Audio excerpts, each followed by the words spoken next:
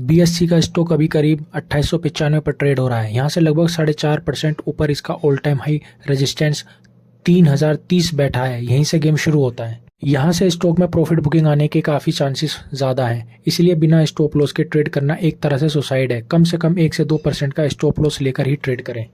अगर स्टॉक 3030 का all time high तोड़कर ऊपर निकलता है तो ये एक नया प्राइस जोन क्रिएट करेगा। और इंटरेस्टिंग बात यह है कि 2024 से अब तक एक वीक चार्ट पर आरएसआई ने 80 को टच नहीं किया हो, तो हो सकता है इस बार स्टॉक में स्ट्रॉन्ग बुल रन देखने को मिले। लेकिन अगर स्टॉक रेजिस्टेंस लेवल को छूकर वापस नीचे आता है तो वहां से प्रॉफिट बुक करना स्मार्ट होगा। जो लोग पहले से ही 3030 के आसपास ऑल टाइम हाई पर फंसे हुए हैं, उनके लिए यहाँ से निकलने का अच्छा मौका हो सकता है। बस अपना स्टॉप लॉस सेट करके स्टॉक में बने रहें।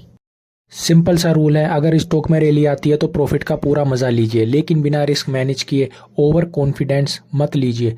पिछले 3 बार से जब स्टॉक 1 वीक चार्ट पर 50 डे मूविंग एवरेज को टच करके ऊपर घुमा है, तब स्टॉक में बुल रन देखने को मिला है। अब देखना यह है कि चौथी बार भी वही पैटर्न रिपीट होगा या नहीं।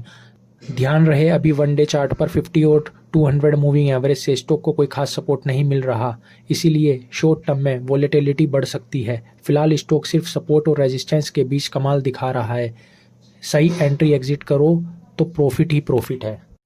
अगर चीज़ें उल्टा हो गई तो पहला मेजर सपोर्ट 2045 के आसपास है। यहाँ तक गिरावट आने पर 2895 से करीब 29% का लॉस हो सकता है अगर आपने टाइम पर स्टॉप लॉस नहीं लगाया।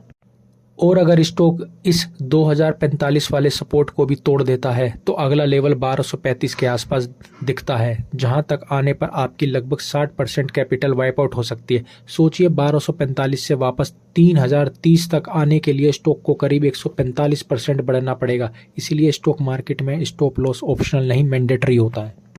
याद रखिए, अपनी कैपिटल को बर्बाद करने के लिए आप खुद जिम्मेदार होते हैं। लेवल मैंने बता दिए हैं, अब डिसीजन आपका है। डिसिप्लिन से ट्रेड करोगे या इमोशन से कैपिटल उड़ाओगे।